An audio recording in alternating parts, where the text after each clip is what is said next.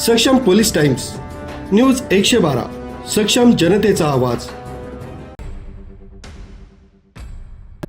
Nashik road, jail road, canal road मार्गावरील राजीव गांधी नगर आणि इंगळे नगर भागात काही घरांवर झालेल्या दगडफेकीच्या घटनेनंतर पोलिसांच्या वतीनं मंगळवारी 7 रोजी सायंकाळच्या सुमारास कोम्बिंग ऑपरेशन राबवून विनाकारण नागरिकांना त्रास देणाऱ्या काही टवाळखोरांना ताब्यात घेण्यात आले।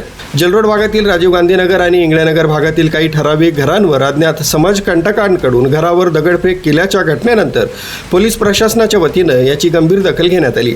सहाय्यक पोलीस आयुक्त अदिती शिंदे, उपनगर पोलीस ठाण्याचे वरिष्ठ पोलीस निरीक्षक जयंत शिरसाट, नाशिक रोड पोलीस ठाण्याचे वरिष्ठ पोलीस निरीक्षक जितेंद्र सपकाळे यांच्या मार्गदर्शनाखाली पोलीस अधिकारी, गुन्हे शोध पथकाचे कर्मचारी यांच्या वतीने या भागात कोम्बिंग ऑपरेशन राबवण्यात आलं। यावेळी काही टवाळखोरांना पोलिसांनी ताब्यात घेतलंय। तसंच देवळाली गावातील सुंदरनगर आणि गांधीनगर भागात देखील पोलिसांनी कारवाई केली आहे। उपद्रव करणाऱ्या युवकांची माहिती नागरिकांनी पोलिसांना द्यावी, अशी संबंधित माहिती देणाऱ्याचं नाव गुप्त ठेवलं जाईल, असं देखील आवाहन पोलिसांच्या वतीनं करण्यात आलंय।